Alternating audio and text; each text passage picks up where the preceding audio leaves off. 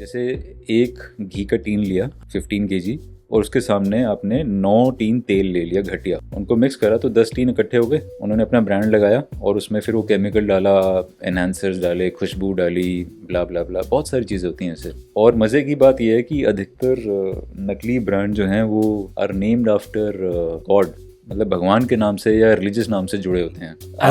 आप अगर retail platforms आते हैं बहुत सारे, I wouldn't want to name them, आपको दिख जाएंगे सारे। उन पे जाके घी देखोगे तो सबसे सस्ते दिख रहे होंगे, MRP लिख रहे होंगे 600, काट के 400, 450। पॉसिबल ही नहीं है। आज दूध का रेट 63 रुपीज़ लीटर है फैक्ट्री लेवल पे हमारे लिए।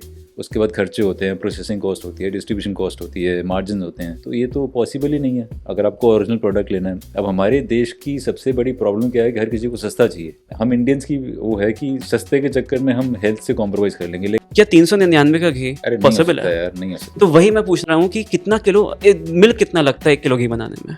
तो दूध के अंदर अगर आप ये मान के चलो, अगर एवरेज 5.5% फैट आ रही है 1 लीटर में, तो 10 किलो अगर आपने दूध लिया या उसका इंटू 5.5% करोगे तो वो आएगा। मतलब 16 से 19 किलो तो दूध चाहिए ही 1 किलो उसको बनाने के लिए। Now that answers my question कि 399 तो इट्स जस्ट इम्पॉसिबल। मतलब देखो, जो एक तो मैं सबको ये रिकमेंड करता हूँ कि जो ब्रांड मार्केट में घी बेच रहा है, अगर वो मिल्क प्रोसेस करके नहीं बना रहा तो वो अवॉइड करना चाहिए। ये कंज्यूमर कैसे पता कर सकता है? उस ब्रांड का मिल्क पाउडर नहीं आता होगा।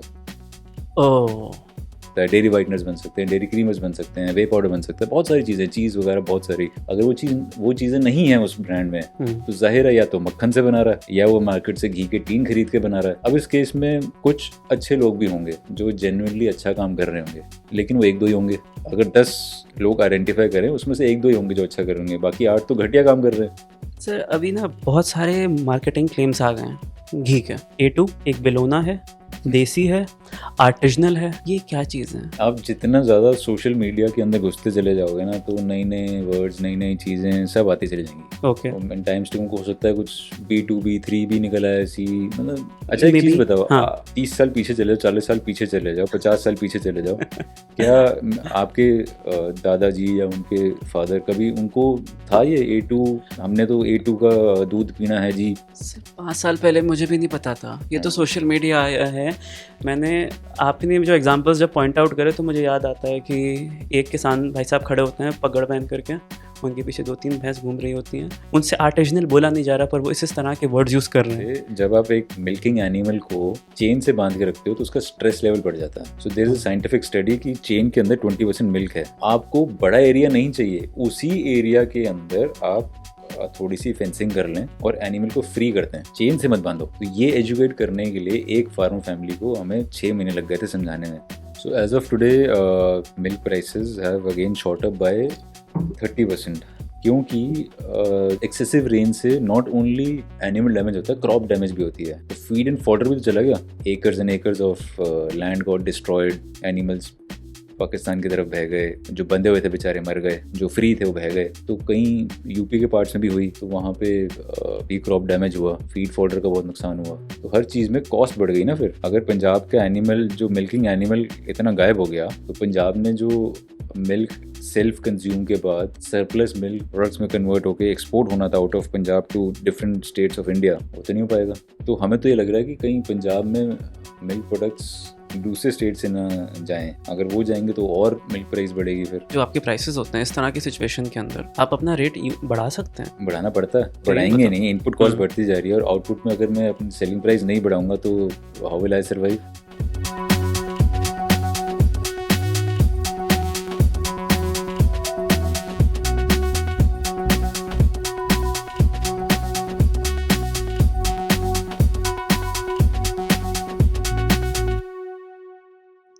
Good afternoon, Raveen sir. Thank you for joining my podcast. आज we are talking about food adulteration essentially. Raveen sir, for people, for context is, आपने मिल्क सैशे आपने देखे होंगे। पाउडर्ड मिल्क के सैशे में बचपन के अंदर खाता था। उसके ऊपर ब्लू कलर का होता है, उस पर लाल रंग से नोवा लिखा हुआ होता है। And is one of my fondest memories of eating those things, कोने से फिश से निकाल करके उसको इसी तरीके से खाना। And my parents used to scold me. So it's amazing that I'm sitting here with you today and we are talking about a very grave issue. we're talking about food adulteration, specifically in dairy. तो sir, just so that we can establish the problem, I want you to take over. थोड़ा सा बताइए कि adulteration इन dairy products किन किन चीज़ों पे हो रहा है, और फिर उस पे जाते हैं कि किन लेवल्स पे हो रहा है। Okay. So, first of all, I would like to uh, distinguish between कि adulteration एक दूध में होती है और एक दूध प्रोडक्ट्स में होती है। सो जो दूध वाली एडल्ट्रेशन है वो तो फैक्ट्री लेवल पे हम लोग कैच कर लेते हैं by way of doing numerous testing, and then we go to the root cause कि कहाँ से हुई थी, going in to the farmer. We have methods how to identify कौन से रूट से वो दूध आया था, कौन से सेंटर से आया था, कौन से गांव से आया था। We reach up to that level to check कि मिल्क एडल्ट्रेशन कहाँ पे हुई थी, and then whether it was done intentionally or unintentionally. If it was done unintentionally, then we educate the farmer and the village as a whole. We have a team for that. And coming back to अगर milk products में adulteration हो रही है, which FSSAI is trying to do a good job on it by catching जैसे आजकल fake paneer के ऊपर काफ़ी चल रहा है, और उसी हिसाब से मिल्क प्रोडक्ट्स में घी के अंदर बहुत ज़्यादा अडल्ट्रेशन होती है। एंड ये सबसे ज़्यादा बड़ी थी जब GST लागू हुआ था, एंड बाय मिस्टेक और by I don't know what this information to finance ministry कि ये butter and ghee were kept at 12% rate. So that prompted a lot of manufacturers,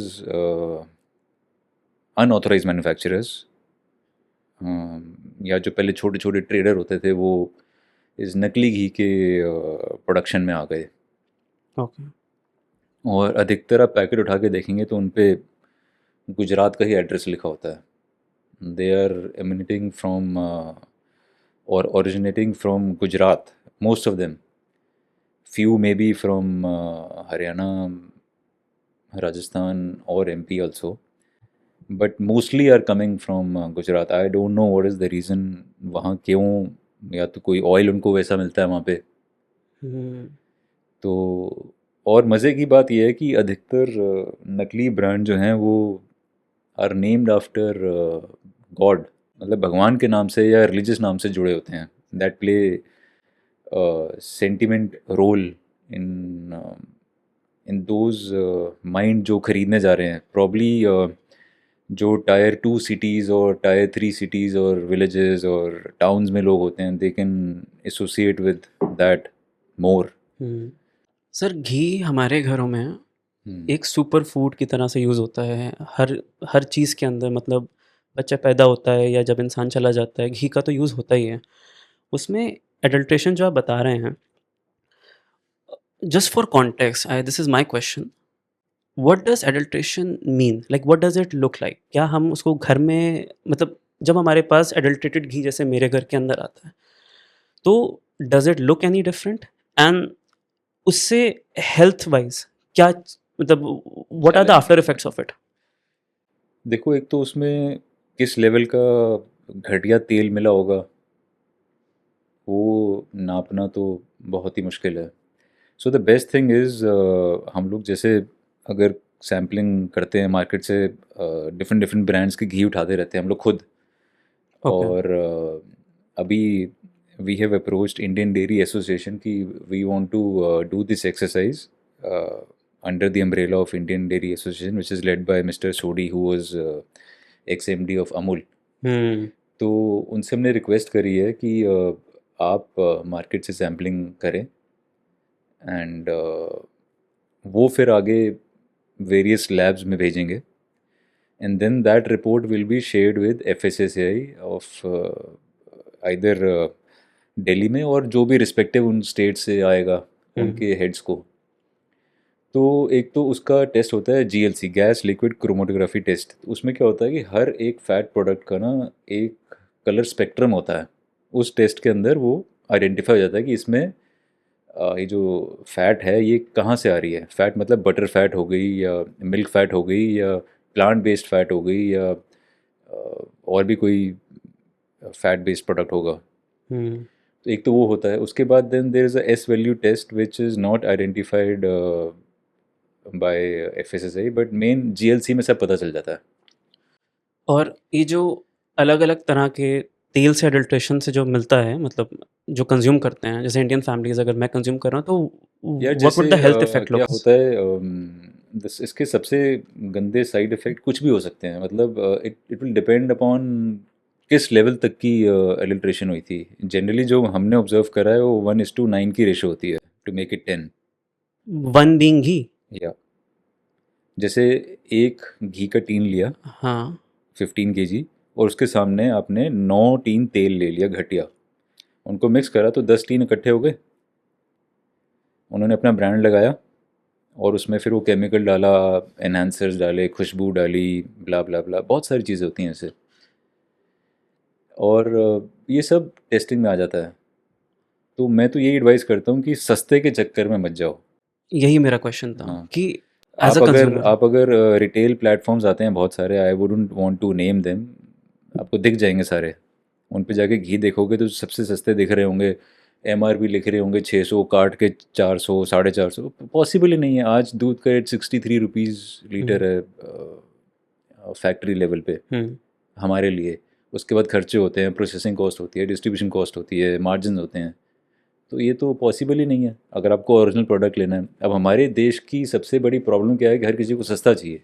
hmm at any सस्ते कॉस्ट। सस्ते के चक्कर में you guys want to, I mean not you guys but हम Indians की वो है कि सस्ते के चक्कर में हम हेल्थ से कॉम्प्रोमाइज़ कर लेंगे, लेकिन जब बच्चे की बात आती है तब हम सस्ता नहीं देखते। तब हम उसके लिए मैं अच्छे से अच्छी कोशिश करेंगे कि अच्छे से अच्छा प्रोडक्ट उनको दिया जाए which is good in quality. But जब सेल्फ की बात आती है और एल्डर्स की बात आती है तब क्यों हम कॉम्प्रोमाइज़ कर लेते हैं। ट्रू। सर, जैसे you pointed out something very interesting कि 9:1 का रेशियो होता है। हम्म, 63 का तो ये मैंने आपको ऑब्जर्व करा आपको है। आ रहा है, ये, हाँ, मतलब। देखो जो, एक तो मैं सबको ये रिकमेंड करता हूँ कि जो ब्रांड मार्केट में घी बेच रहा है, अगर वो मिल्क प्रोसेस करके नहीं बना रहा तो अ, वो अवॉइड करना चाहिए। ये कंज्यूमर कैसे पता कर सकता है? उस ब्रांड का मिल्क पाउडर नहीं आता होगा। ओह! Okay, make sense. क्योंकि हाँ। जो दूध लेगा वो दूध से, उस दूध के अंदर 3 पार्ट होते हैं, मिल्क, सॉलिड नॉट फैट और फैट। हुँ, ठीक है। तो अगर फैट आ रही है तो एस एन एफ कहाँ जा रही है, मिल्क पाउडर बनेगा ना। मिल्क पाउडर के अलग अलग एसएनएफ क्या डेरिवेटिव्स बन होता है? सकते हैं, solids not fat, okay. Protein content. हुँ, तो वो प्रोटीन कंटेंट किस तरफ जा रहा है, या तो वो मिल्क पाउडर बनने में जा रहा है, मिल्क पाउडर से वो होल मिल्क बन सकता है, होल मिल्क पाउडर बन सकता है, डेयरी वाइटनर्स बन सकते हैं, डेयरी क्रीमर्स बन सकते हैं, वे पाउडर बन सकता है, बहुत सारी चीज़ें, चीज़ वगैरह बहुत सारी। अगर वो चीज़ें नहीं हैं उस ब्रांड में, हुँ। तो जाहिर है या तो मक्खन से बना रहा है या वो मार्केट से घी के टीन खरीद के बना रहा है। अब इस केस में कुछ अच्छे लोग भी होंगे जो जेन्युइनली अच्छा काम कर रहे होंगे, लेकिन वो एक दो ही होंगे। अगर 10 लोग आइडेंटिफाई करें उसमें से एक दो ही होंगे जो अच्छा करेंगे, बाकी 8 तो घटिया काम कर रहे हैं। मैं रिसेंटली मैंने घर के अंदर कुकिंग शुरू करी है और रिसेंटली मैंने खाना बनाना शुरू करा है। सो आई डोंट नेसेसरली अंडरस्टैंड कि घी की कॉस्ट क्या होती है। अब मैं जब 399 का घी देखता हूँ और उसके बाद मैं 1800 रुपये का घी देखता हूँ, तो मुझे उसके अंदर समझ नहीं आता। But just for my understanding and general users is well जो भी देख रहे हैं, 1 किलो घी बनाने के अंदर कितना दूध लगता है? अब मैं पहले उस पे आता हूँ कि 1800 वर्सेस 399 और फोर जी, नाइन्टी नाइन और जी, जी। 450। अब क्या होता है कि जो 1800 रुपीज़ पर केजी का बेचना चाह रहा है, तो पहले तो देखना पड़ेगा वो B2C मॉडल पे काम कर रहा है, हुँ, from, sorry, D2C, direct to consumer. वो उसका एक छोटा सा डेयरी फार्म होगा, उसने हो सकता है 10, 20 या 50 गायें या एनिमल रखे होंगे। वो सारे के सारे उस वक्त दूध नहीं दे रहे होते, प्रॉब्ली 50-60% मिल्किंग साइकिल में होते हैं उस वक्त, और बाकी कुछ काफ होते हैं, कुछ हुँ। नॉन मिल्किंग साइकिल में होते हैं। तो और वो, एक तो अगर आप दिल्ली एनसीआर की बात करो, आसपास से कहीं से आ रहा होगा तो उसकी तो लैंड कॉस्ट भी बड़ी महंगी होगी। अगर लैंड उसका फ्री है, उसका पुश्तैनी लैंड पड़ा भी हुआ है, तो एनिमल कॉस्ट है। फिर उसको फीड वो सबसे हाईएस्ट ग्रेड की दे रहा होगा, हम्म, ठीक है। But then you need to see it yourself also, कि जो आजकल इंस्टाग्राम और सोशल मीडिया पे बहुत शुरू हो गए ना, कि ये मार्केटिंग ऑफ एक द न्यू एज। एक किसान खड़ा करते हैं, नीचे 2 भैंस दिखाते हैं। हाँ, तो do you also need to, मैं तो ये बोलूँगा कि जिस दिन आप फ्री होते हो या जिस दिन आपको छुट्टी लेने का मन होता है, एक बार जाके देख के तो आओ फार्म पे हो क्या रहा है वहाँ पे। हो सकता है अच्छे भी हो और जेन्युइन हो, कुछ होते भी हैं जेन्युइन, हम्म, कुछ सिर्फ ब्रांडिंग कर रहे हैं ऐसे वीडियो शीडियो शूट करके। और तुम्हें क्या मालूम कि वो एक अच्छी क्वालिटी का 15 kg घी लेके आए, अच्छी क्वालिटी का, मैं ये नहीं कह रहा बुरा, और उन्होंने फिर से रीपैक कर दिया। हम्म, ये तो हो गई एक साइड। दूसरी साइड हो गई 1800 को जस्टिफाई करना, हो सकता है वो जेन्युइन भी हो उस, बिकॉज उसकी खुद की लेबर इन्वॉल्व हो रही है।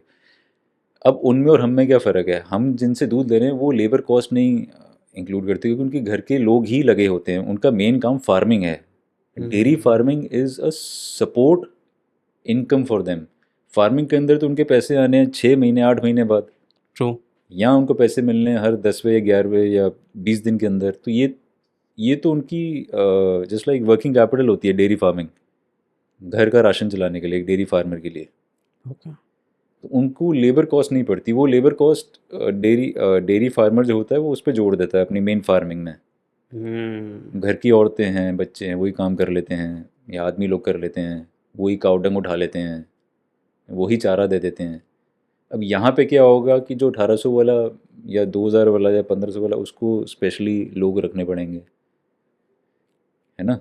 हम्म, लेबर कॉस्ट है, फिर उसकी फीड कॉस्ट बहुत हाई जाएगी, वर्सेस एक विलेजर की जो फीड कॉस्ट है उसकी तो अपनी खुद ग्रो हो रही है वहाँ पे, और हम्म, अगर नहीं भी है तो थोड़ी बहुत बाहर से भी खरीदनी पड़ रही है। या फिर अगर वो हमारे क्षेत्र का है हम्म, तो कई बार तो हम ही उनके यहाँ at a subsidize rate feed देते हैं, उनको फ्री वेटनरी सर्विसेज देते हैं। इनको तो नहीं मिलेंगी वो सारी चीज़ें फ्री, तो इनकी कॉस्ट ऊपर हो जाती है। तो ये वाले जो D2C वाला कॉन्सेप्ट है, ये हमेशा महंगा ही रहेगा। और इसमें to create a national level brand, it is next to impossible in India. हाँ, आप एक रीजनल छोटा प्लेयर बन के रह सकते हो, हम्म, वर्ड ऑफ माउथ से अपना उस एरिया में माल बेच लिया। आप सोचो पूरी दिल्ली कवर कर लोगे, नहीं, क्योंकि फिर इनको डिस्ट्रीब्यूशन कॉस्ट भी उतनी ही पड़ेगी। अगर 2 डब्बे या 5 डब्बे भी भेजने हैं और साथ में मिल्क भी भेजना है, तो एक वो स्कूटी के पीछे वो थोड़ा एड्स टेम्परेचर होते हैं। कंट्रोल्ड ओह। करके करना भेजना पड़ेगा, तो वो कॉस्ट भी आएगी। हम्म। तो that is Y that is expensive. That's a very interesting thing, क्योंकि ये अब समझ में आ गया कि 1800 का है तो ये इसको आर्टिजनल वगैरह भी कहते हैं। हाँ, उसको अगर साइड में रखें। बट अगर आप उसको और हमारे वाले को कंपेयर करो तो जब खाना बन के आएगा you can not make any difference. और अगर आप हम्म, उसकी न्यूट्रिशनल वैल्यू देखोगे या हमारी देखोगे तो कोई फ़र्क नहीं है, बस ये हम मास प्रोड्यूस कर रहे हैं। आपके पास हम, इकोनॉमी ऑफ स्केल है। हाँ, got it. But sir, what is suspiciously cheap ghee? अगर मुझे फॉर अ रेफरेंस की, अगर कोई देख रहा है, कोई हाँ, मुझे अगर घी खरीदना है, क्या 399 का घी अरे नहीं हो पॉसिबल सकता है? यार, नहीं हो सकता। तो वही मैं पूछ रहा हूँ कि कितना किलो मिल्क कितना लगता है 1 किलो घी बनाने में ऑन एवरेज? अगर हम नॉर्थ इंडिया की बात करें तो यहाँ पे जो मिल्क आता है उसके अंदर टोटल सॉलिड्स होते हैं, TS जिसको हम कहते हैं, वो पंद्रह इसमें भी परसेंट होते हैं। नुआंस है? हाँ, इसमें भी इतना नुआंस है? नॉर्थ इंडिया का अलग है? हाँ, हाँ। Wow. So it totally depends कि किस जगह पे काउस ज़्यादा हैं, किस जगह पे बफेलोज ज़्यादा हैं, किस जगह पे वो HF ब्रीड्स हैं। HF गॉट इट, मतलब वो गॉट इट। जो मिक्स ब्रीड्स होती है ना, for which were imported from the Western nations, and then they were blended into our own cows। फिर उसका जो आगे बच्चे आए, फिर वो इंडियन क्लाइमेट के हिसाब से ज़िंदा रह पाए, उनका सीमन लेके यहाँ पे इंपोर्ट करते हैं, फिर वो मतलब it's a very long process. तो जैसे हम यूपी में बैठे हैं या हरियाणा बैठे हैं, यहाँ पे नॉर्थ में मिल्क पेमेंट करी जाती है on the basis of TS, total solids जो 15% होने चाहिए, ओके। 6.5 और 8.5। तो फिर भी। तो 6.5% हो गया फैट और हम्म, 8.5% हो गया SNF, बाकी सारा दूध के अंदर पानी होता है।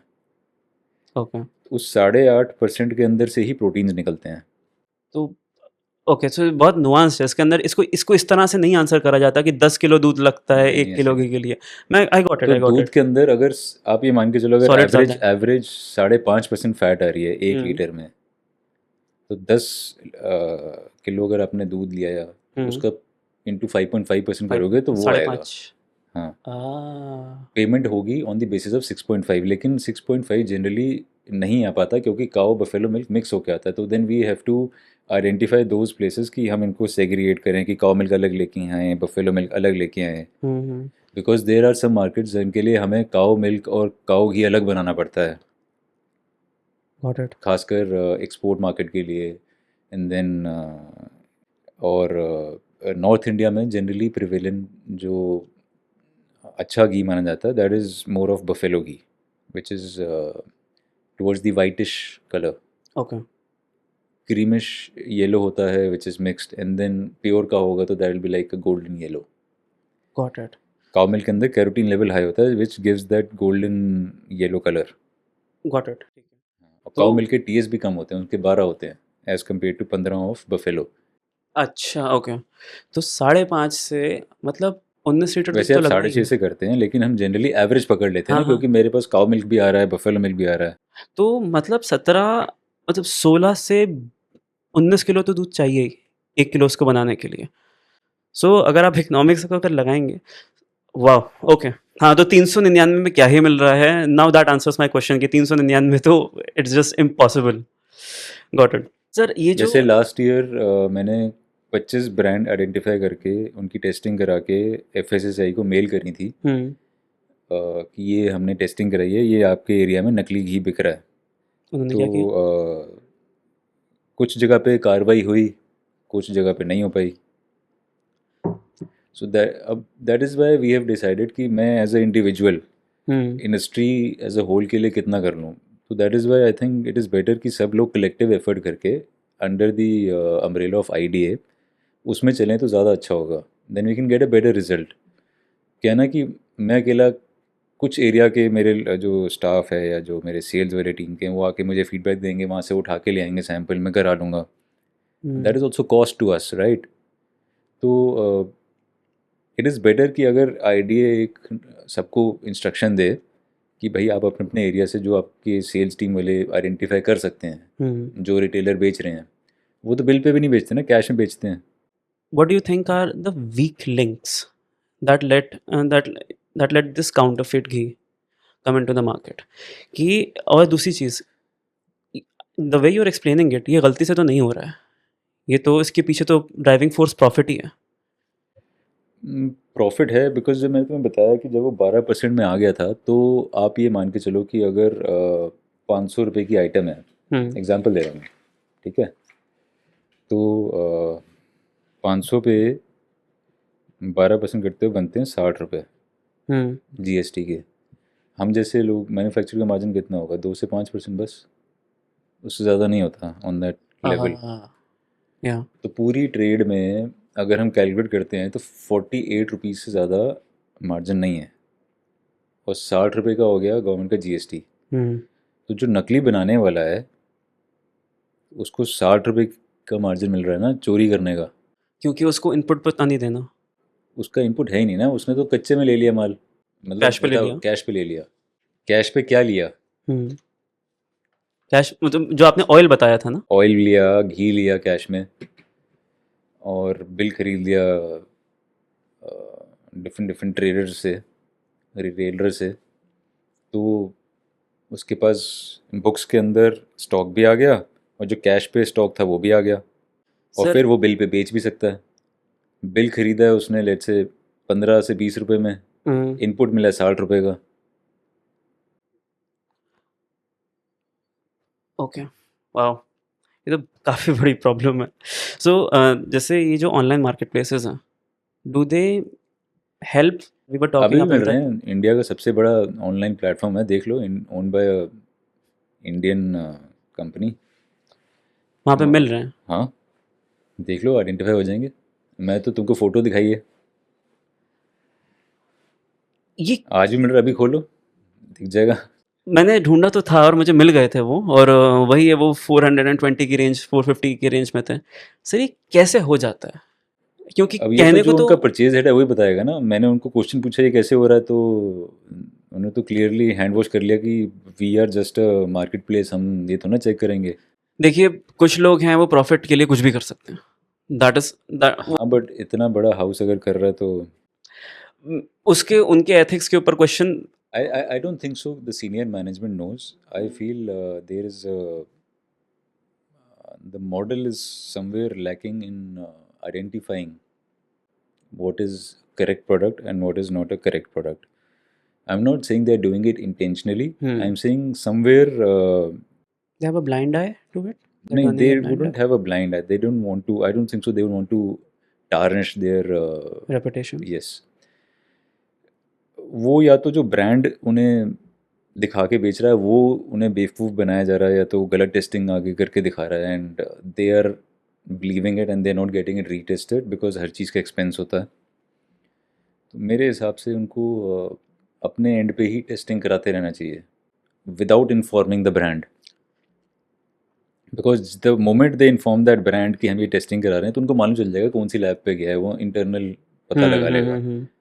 और वहाँ पे तो फिर पास हो ही जाती हैं लैब में चीज़ें। तो देखिए, ये तो नेग्लिजेंस है, एंड व्हेन जब मार्जिन्स की बात आती है तो नेग्लिजेंस, मतलब जब आपकी नेग्लिजेंस से आपकी प्रॉफिट मार्जिन्स बढ़ रहे हैं तो ऑफ कोर्स कोई ना कोई, मतलब they might, it serves them to be more negligent, but I am talking about more towards the government and enforcement angle. देखो गवर्नमेंट अपना रोल प्ले कर रही है but government can not be present everywhere. अब F S S I के जो F S O हैं वो उन पे भी ओनस आता है। हम्म। अब उनको अगर वो मार्केट जाते हैं और जहाँ पे वो ये नकली प्रोडक्ट बिक रहे हैं अगर वो वहाँ तक नहीं पहुँच पा रहे या वो उनके सैंपल नहीं उठा पा रहे और प्रॉब्लम उनसे छुपा दिए जाते हैं, it's a very thin line difference. मैं एलिगेट भी नहीं कर सकता, मैं ऑफ उनकी कोर्स। साइड भी नहीं ले सकता, हम्म। बिकॉज कई बार ऐसा होता है कि वो उठाते भी हैं सैंपल और वो फेल भी होते हैं, लेकिन अधिकतर बार वो पास भी हो जाते हैं। वो कैसे पास होते हैं आई डू नॉट नो। पास तो लैब्स ही करते होंगे।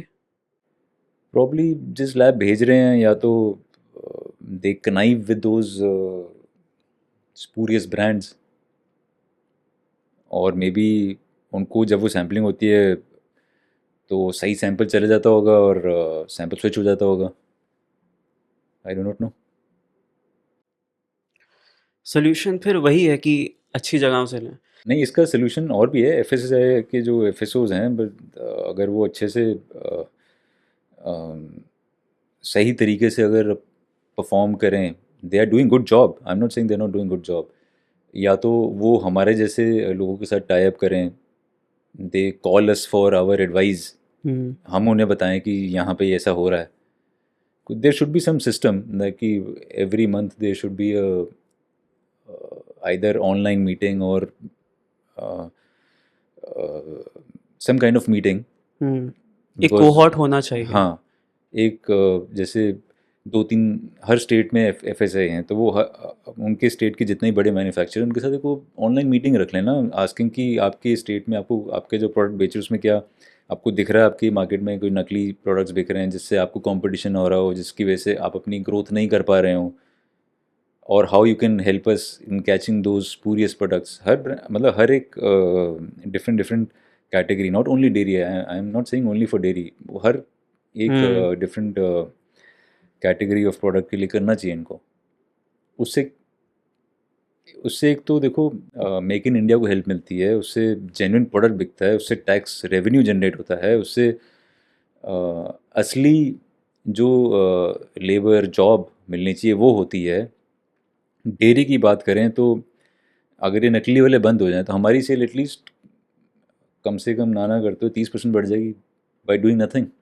हम्म। और अगर नॉट ओनली माइन, मैं सभी अक्रॉस जो भी अच्छे द लोग हैं। हाँ अक्रॉस द प्लेटफॉर्म की बात कर रहा हूँ, हम सबकी अगर सेल बढ़ेगी तो इसका बेनिफिट किसको जाएगा? कंज्यूमर को, हेल्थ हेल्थ के लिए, hmm. Dream of healthy India. उसके अलावा बैक एंड पे आ जाओ, फार्मर, उसके दूध की सेल बढ़ेगी, और अगर यस, क्योंकि उसके तेल नहीं आ रहा। हाँ, अगर फार्मर के दूध की सेल बढ़ेगी तो हमारे मोदी जी का भी तो सपना है ना, डबलिंग द फार्मर्स इनकम। हम्म और अगर फार्मर की इनकम अगर बढ़ती है तो उससे सबसे ज़्यादा बेनिफिट किसको होगा? ग्राउंड लेवल पे ग्राउंड लेवल फार्मर पे। फैमिलीज को। हम्म और एक फार्मर फैमिली में कम से कम 4 से 6 लोग तो होते ही हैं, उनका लाइवलीहुड भी तो बढ़ेगा, उनकी इनकम बढ़ेगी तो उनके पास स्पेंडिंग पावर भी आएगी। इट्स तो इट्स अ कंप्लीट सर्कल। मतलब डेयरी से क्या होता है, एक तो फार्मर को बहुत मोटा इंसेंटिव और एक बूस्ट मिलता है to sustain his daily life. Hmm तो it is a very, it has a down chain के अंदर it has a very positive domino effect what you are yes. Doing. देखो, मतलब अगर अगर हम लोग 10 लाख लीटर दूध ले रहे हैं तो हम्म 10 लाख लीटर डिवाइड बाय आप कर लो, इंडिया की एवरेज यील्ड जो है पर अगर हम देखें काउ तो 5 लीटर के आसपास आती है हम्म एज पर गवर्नमेंट रिकॉर्ड। आप 7 से कर लो डिवाइड, 10 से कर लो, 10 लाख लीटर का मतलब हो गया 1 लाख फैमिलीज। हम्म 1 लाख 1 लाख फैमिलीज फैमिलीज या। से अगर हम दूध दूध ले रहे हैं तो यानी कि हम, मैं एक एग्जांपल दे रहा हूँ, अपना छोटा सा एग्जांपल दे रहा हूँ, वही हम लोग 20 लाख लीटर भी ले लेते हैं depending upon season two season. तो 1 लाख फैमिलीज का क्या मीनिंग हुआ? कम से कम 5 लाख लोग मेरे से, हमारी कंपनी से इनडायरेक्टली जुड़े हुए हैं। ये तो हो गए बैक एंड के, जिनको लाइवलीहुड मिल रहा है। यही अगर हमारी sale by way of this नकली अगर आउट हो जाए मार्केट से, वही 30% बढ़ गई, तो आप सोचो कितनी और फैमिलीज जुड़ेंगी। 1.5 लाख लोग और।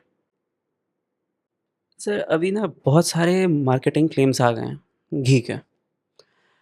अगर मैं जब इस आपसे बात करने से पहले रिसर्च कर रहा था तो बहुत सारी चीज़ें होती हैं, जैसे A2, एक बेलोना है, देसी है, आर्टिजनल है। ये क्या चीज़ हैं और आर दे देखो, एसेंशियली डिफरेंट? आप जितना ज़्यादा सोशल मीडिया के अंदर घुसते चले जाओगे ना, तो नई नई वर्ड्स, नई नई चीज़ें सब आती चली जाएंगी। ओके। इन टाइम्स तुमको हो सकता है कुछ B2 B3 भी निकल आए, ऐसी मतलब A1 A2 is kind of a protein, जहाँ तक मैंने पढ़ा है। ठीक अच्छा, है। ओके। और घी के अंदर प्रोटीन नहीं होता। ओके। मतलब एक कैटेगरी ऑफ, जैसे हाँ, तो फैट होता है। हमारी इंडियन जैसे काव है, स्लाइटली ब्राउनिश, हुँ, गीर गाय जिसको कहते हैं, हुँ, उसके मिल्क में A2 प्रोटीन ज़्यादा की मात्रा है एज़ कम्पेयर टू A1। अब ओके। ये कहना कि A2 बेटर है या A1 बेटर है, ये एक बड़ा सब्जेक्टिव डिबेटेबल टॉपिक है, बिकॉज दोनों के ऊपर ही रिसर्च हो रखी हैं। हुँ, हो सकता है आपकी बॉडी को A1 प्रोटीन सूट करता हो और मेरी को A2। ऐसा भी नहीं है कि आपको A2 सूट कर जाएगा। As far as my knowledge हो, जो मैंने पढ़ा है, हुँ। ठीक है, जो मैंने स्टडी पढ़ी हैं। अच्छा, एक चीज़ मेबी बताओ, हाँ। आप 30 साल पीछे चले जाओ, 40 साल पीछे चले जाओ, 50 साल पीछे चले जाओ, क्या आपके दादाजी या उनके फादर, कभी उनको था ये A2, हमने तो A2 का दूध पीना है जी? सिर्फ 5 साल पहले मुझे भी नहीं पता था। ये तो हम्म, सोशल मीडिया आया है। मैंने आपने जो एग्ज़ाम्पल्स जब पॉइंट आउट करे तो मुझे याद आता है कि एक किसान भाई साहब खड़े होते हैं पगड़ पहन कर के, उनके पीछे 2-3 भैंस घूम रही होती हैं और वो बताते हैं कि हमारा ये है, और वो इस तरह के, उनसे आर्टिज़नल बोला नहीं जा रहा पर वो इस तरह के वर्ड्स यूज़ कर रहे हैं। एंड वही है कि जो आपने बोला कि अब हर बंदा जा कर के नहीं देख सकता, बट प्राइस से कोई बंदा गेज कर सकता है कि what is a fair price of ghee and what is not. And what is bilona? वो ओल्ड मेथड जो ओके, चर्निंग का होता था मक्खन से। Okay, got it. तो सर ये मैं एक बार दोबारा पूछूँगा क्योंकि थोड़ा-सा मुझे इसका आंसर हल्का-सा इनकम्प्लीट लगा इस चीज़ का, कि ये जो फेक घी है, ये जो मार्केट में है, इसका जो कॉज़ है, is it limited enforcement capacity और द विलिंगनेस टू एनफोर्स? क्योंकि एक होता है कि आपके पास कैपेसिटी नहीं है, आपके पास लोग कम हैं। एक है कि आप एनफोर्स करना ही नहीं चाहते। नहीं नहीं, गवर्नमेंट क्यों नहीं चाहेगी इन्फोर्स करना, कर रही है। कर रही है। कर रही है। देखो, गवर्नमेंट को इसको बढ़ा के क्या बेनिफिट मिलेगा, मतलब नॉट गवर्नमेंट बट जो भी एक अथॉरिटी है, बॉडी है, हुँ, इस केस में FSSAI है, तो उनको क्या बेनिफिट मिल रहा है? तो अच्छा। एक तो रेवेन्यू लॉस होता है, हुँ, ठीक है, हेल्थ लॉस होता है कंज्यूमर्स का। ट्रू। काम सब करना चाह रहे हैं लोकल लेवल पे, अगर कोई जो एफएसओ उनकी पकड़ में नहीं आ पा रहा है वो प्रोडक्ट, या वो छुपा दिया जाता है जब वो जाते हैं, हम्म। तो उसमें एफएसओ की क्या गलती है? कोई गलती नहीं है। जो फूड सेफ्टी ऑफिसर होता है ना, जो जाता है मार्केट में घूमते हैं चेक करने के लिए, उनका काम सिर्फ डेयरी के ऊपर नहीं है ना, उनके लिए तो बहुत सारे प्रोडक्ट होते हैं चेक करने के लिए। एक एफएसओ सिर्फ डेयरी के लिए थोड़ा ना साइन हो जाएगा। फूड सेफ्टी So, ऑफिसर जो है, okay. his work is to go in the market, check what all spurious or different products जो कि एज पर लॉ और गाइडलाइन नहीं बिक रहे, उनको उठाना। उसमें से डेयरी एक पार्ट है। बास्केट तो बहुत बड़ी है ना उसके लिए, बेचारे के लिए क्या क्या चेक करेगा वो। तो इसीलिए मेरा सजेशन है कि हर एक इंडस्ट्री के मैन्युफैक्चरर के साथ जो बड़े एक लेवल के होते हैं, मतलब यू कैनॉट इंक्लूड फ्रॉम जो 1 लाख लीटर कम से प्रोसेसिंग वाले हैं अब गोइंग अप टू 10, सबको एक प्लेटफॉर्म पे नहीं लाया जा सकता है। मेनली आप 4-5 बड़ों को पकड़ लो, उनको सब आइडिया होता है उनकी टीम को कि कहाँ पे क्या हो रहा है, कहाँ बिल बिक रहे हैं, कहाँ नकली आ रहा है, उनकी टीम, हमको सब पता होता है। बट गोइंग फॉरवर्ड ये जो अब GST 2.0 आया है, इससे आई फील काफ़ी रिडक्शन होगी इन स्पूरियस, क्योंकि ये सारी गेम ही बिलिंग के ऊपर थी 12% की। अब जैसे गवर्नमेंट ने इतना अच्छा डिसीजन लिया, हमारे मोदी जी ने, FM ने, कि इसको 5% पे लेके आया जाए, इससे कंज्यूमर का बेनिफिट तो होगा ही होगा, बट आई फील कि ये जो बिल बिकते थे पहले वो बिकने बंद हो जाएंगे, और वो बिकने बंद हो जाएंगे तो ऐसे स्पूरियस वाले जो बेचते थे उनकी रिस्क वर्सेस रिवॉर्ड रेशो कम हो गई। करेक्ट। अब अगर रिस्क वर्सेस रिवॉर्ड रेशो कम हो जाएगी तो जाहिर है कि आई फील सो कि ये काम छोड़ेंगे कुछ लोग। I will be the devil's advocate है सर, जिसने 5-10 लाख रुपए खर्च करके फेक घी की फैक्ट्री या प्रोडक्शन के लिए सेटअप उसने लगा रखा है, तो उसके लिए तो सिर्फ मार्जिन कम हो गया ना। वो ये नहीं सोचेगा कि मैं स्केल बढ़ा करके कर लूँ, स्केल बड़ा करके मतलब वो और ज़्यादा प्रोडक्शन करके 12 से हाँ 5 हो हो गया। भी सकता है, दिस इज ऑल्सो पॉसिबल। इसी चीज़ को रोकने के लिए मैं बार बार दरख्वास्त करूँगा कि अंडर द चेयरमैनशिप और umbrella of IDA along with FSSAI एक मंथली मीटिंग और ऑनलाइन मीटिंग चाहे 2 महीने में एक बार हो जाए, ये ज़रूर होनी चाहिए सारे डिफरेंट स्टेट्स के मैन्युफैक्चरर्स के साथ, बड़े मैन्युफैक्चरर्स के साथ, कि आप बताएं कि आपके एरिया में क्या प्रॉब्लम आ रही है, कहाँ आप कोई चैलेंज आ रहा है माल बेचने में, क्वालिटी रिलेटेड इश्यूज़ क्या आ रहे हैं। क्योंकि हमें मालूम होता है, अगर मैं एक एरिया में दूध ले रहा हूँ तो मुझे मालूम है मैं अगर अच्छा दूध ले रहा हूँ तो एक कोई छोटा टुच्चा कोई मैन्युफैक्चरर है तो वो बाय द वर्ड टुच्चा में आई मीन जो नकली बना रहा होगा, कि वो दूध ले रहा है या नहीं ले रहा है, उसके यहाँ क्या जा रहा है। तो ये तो इनपुट से भी चेक कर सकते हैं ना, हम्म? क्योंकि ये सारे जो फेक घी वाले हैं इनके पास तो इनपुट भी होता है। मतलब इनके पास अगर GST नंबर है और अगर ये घी बेच रहे हैं पर इनके इनपुट के अंदर दूध नहीं है, so is that a way of. मैंने तो स्टार्टिंग में कहा था ना कि ये घी से बना रहे हैं या मक्खन से बना रहे हैं। अब क्या है, जो नकली है वो हमारे जैसे ब्रांड्स में नहीं आता। पहले क्या होता था, हमारे ब्रांड की कॉपी करके लोग बेचते थे, अब ये 5 से 10% के बीच में रह गया है। कम हुआ ये। हाँ हाँ, क्योंकि अब जो नकली करता था उसने अपना ही ब्रांड बना लिया है, क्योंकि उसको उसमें ज़्यादा मार्जिन मिलता है। आपका जो स्केल काफ़ी ज़्यादा बड़ा है, what does it look like financially when you do this kind of testing? This is my out of curiosity. कितना खर्चा लग जाता है टेस्टिंग के अंदर?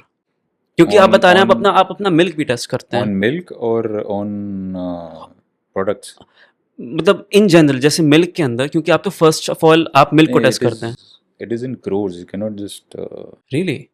when you're running your plant on full capacity. It's in crores. हाँ हाँ, इतना आ जाता है। ये सिर्फ टेस्टिंग का खर्चा है? If not crores, मतलब in lakhs तो हो ही जाता है, because मतलब upper 2 digits lakh. क्योंकि देखो केमिकल्स हैं, सारी टेस्टिंग के लिए लगना है। Then I have included manpower cost also, not only yeah, of course, not only the chemical part, but the lab cost includes everything, electricity, man power, glassware, hardware, chemicals, Hmm. And this is then the monthly. AMC of the machines, and these machines are not cheap. मतलब setup cost तो अलग ही है। हाँ ये आप opex बता रहे हैं? हाँ ये आपने सिर्फ ऑपरेशन एक्सपेंस बता रहे हैं, ये आपने जो बताया। नहीं हाँ तो वाओ। जैसे हम लोग मिल्क पाउडर बनाते हैं हम्म। which we sell to big MNCs, which goes into their line of products which are used for baby products or confectionery. तो उन सब की ना गाइडलाइन है हम्म। which are I feel slightly more stricter than the guidelines laid by FSSAI, because baby product के लिए you have to be very pure. very selective and Okay. बहुत छांट छांट के लाना पड़ता है वो दूध कि उसमें बिल्कुल भी ट्रेसेस ऑफ एंटीबायोटिक्स नहीं होने चाहिए, हैवी मेटल्स नहीं होने चाहिए, जो कि अभी कहाँ से आते हैं, ये आते हैं फार्म लेवल पे अगर ज़्यादा फर्टिलाइज़र यूज़ हो गया हो या इंजेक्शन लग गया हो गाय को या पानी के अंदर से आ रहा होगा। जितना ज़्यादा फर्टिलाइज़र डालोगे वो ग्राउंड के अंदर ही तो हम्म। जाएगा, उस आपकी वाटर टेबल को तो डिस्टर्ब करेगा। हम्म। सर, आपकी इंडस्ट्री के अंदर किस तरह के चैलेंजेस हैं? मिल्क मतलब इन जनरल जो कैटल रिलेटेड डेयरी इंडस्ट्री के अंदर what are the challenges? Challenges start from very beginning, from the farm level itself. I feel it's gonna be a long story. Actually अभी पीछे हमने 2 साल पहले शुरू करा था educating the farmer of for what benefit a farmer will get by freeing up the animal. It what means does that कि even mean? तुमने एक स्टोरी सुनी होगी कि अगर एक हाथी के बच्चे को चेन से बांध के रखते हैं, जब वो बड़ा हो जाता है उसके पास एक डंडा लगा दो, चेन उसके पैर के साथ रख दो, वो हिलेगा नहीं, उसको लगेगा वो बंधा हुआ है। Mind game. हम्म। उसी हिसाब से जब आप एक मिल्किंग एनिमल को चेन से बांध के रखते हो तो उसका स्ट्रेस लेवल बढ़ जाता है। So there is a scientific study कि चेन के अंदर 20% मिल्क है। उस चेन के अंदर आप आपको बड़ा एरिया नहीं चाहिए, उसी एरिया के अंदर आप थोड़ी सी फेंसिंग कर लें और एनिमल को फ्री करते हैं, चेन से मत बांधो। तो ये एजुकेट करने के लिए एक फार्म फैमिली को हमें 6 महीने लग गए थे समझाने में। What kind of issue is that? तो उसको ये समझाना कि ये, और उनको एक जानवर के लिए ना जब उतने एरिया में एक एरिया डीमार्क हो जाता है कि उसका पानी उसका चारा 24 आवर्स उसको अवेलेबल है, हम्म। तो पहले कुछ दिन जब वो खुल जाता तो बड़ा एबनॉर्मल बिहेव करता कि खाना, बिकॉज बंधे हुए जानवर को एक लिमिटेड टाइम में ही खाना मिलता था। ट्रू। मतलब प्लस स्कार्सिटी हाँ, थी। नहीं स्केसिटी नहीं थी। नहीं नहीं, उसके उसके मेंटली जब वो हाँ बंधा हुआ था तो उसको स्कैसिटी थी। हाँ जैसे उसको अबंडेंस अगर मिला तो वो एक्सेप्ट करने में ज़्यादा टाइम खाता लगता है, है या। लेकिन वो फिर ओवर द टाइम देखता है कि ये तो मैं कभी भी आके खा जा सकता हूँ। हम्म। तो this alone boost the cow मतलब पर उसका आउटपुट 20%। हाँ, this is scientific study on that. Wow. This is the maximum what you can achieve. It can be 10 also, it can be 15 also, it can be 8 also, but it cannot be same. It will go up. Hmm. Not because उसको खाना ज़्यादा मिल रहा है, because वो mentally free हो गया। और फिर उसके अलावा कोई चैलेंजेस? उसी एक फार्मर फैमिली को देन वी हैव टू मतलब उसको फीड के बारे में समझाना कि ये वाली फीड ज़्यादा देनी चाहिए अकॉर्डिंग टू वेदर। सो जबकि फार्मर एजुकेशन एक बहुत बड़ा चैलेंज है आप लोगों के लिए। हाँ, फिर उसको समझाना कि अगर आपने सिर्फ 5 या 7 रखी हुई हैं गायें और एनिमल बढ़ा लो, हम आपकी मतलब सेफ्टी के लिए we do a contract with you कि जितना भी इसमें से मिल्क निकलेगा हम लेंगे। उसकी इंश्योरेंस करवाने के लिए फिर उसे एजुकेट करना। हम्म।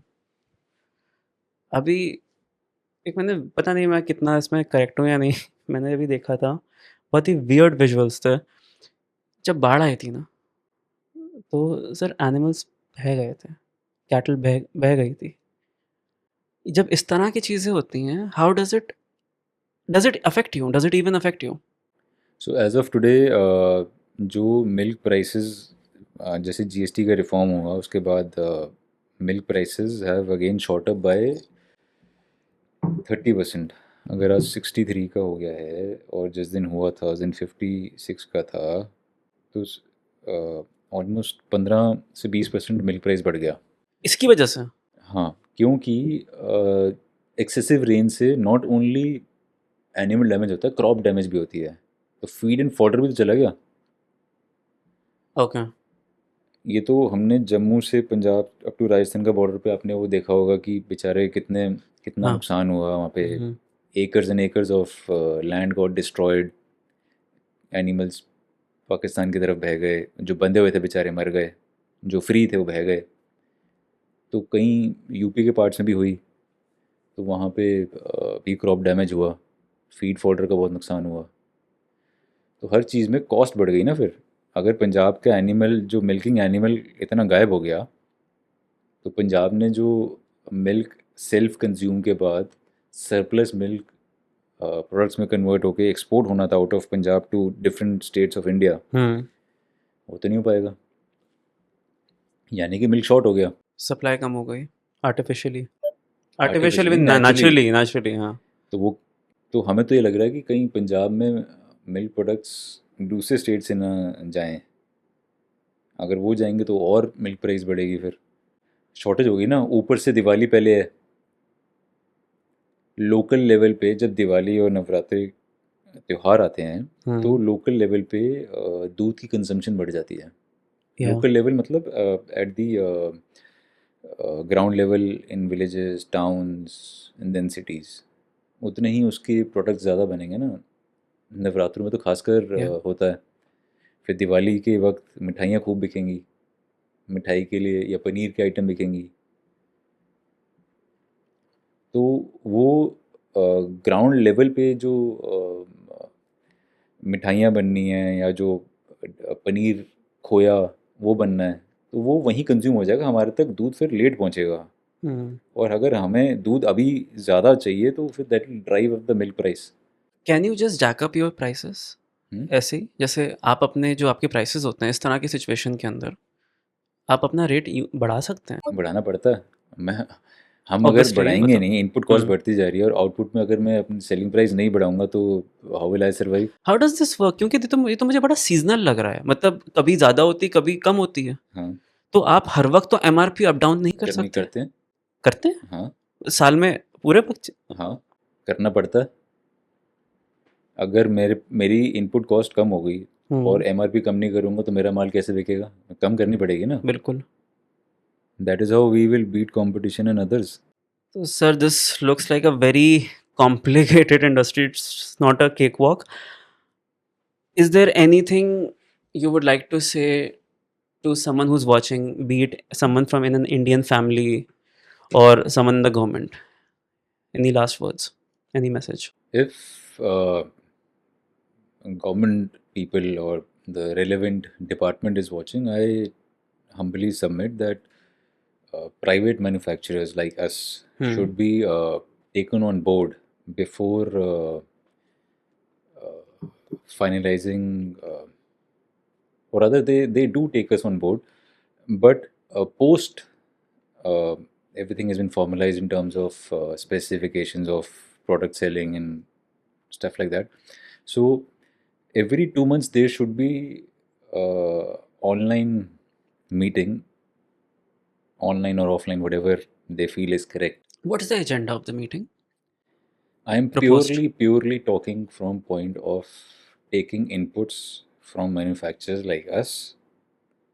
We would like to inform them किस मार्केट में, किस प्लेटफॉर्म पे कहाँ नकली डेयरी प्रोडक्ट्स बिक रहे हैं। क्योंकि जितना आइडिया हमें होगा, because we are sitting in that area, Hmm. उतना आइडिया किसी को नहीं हो सकता।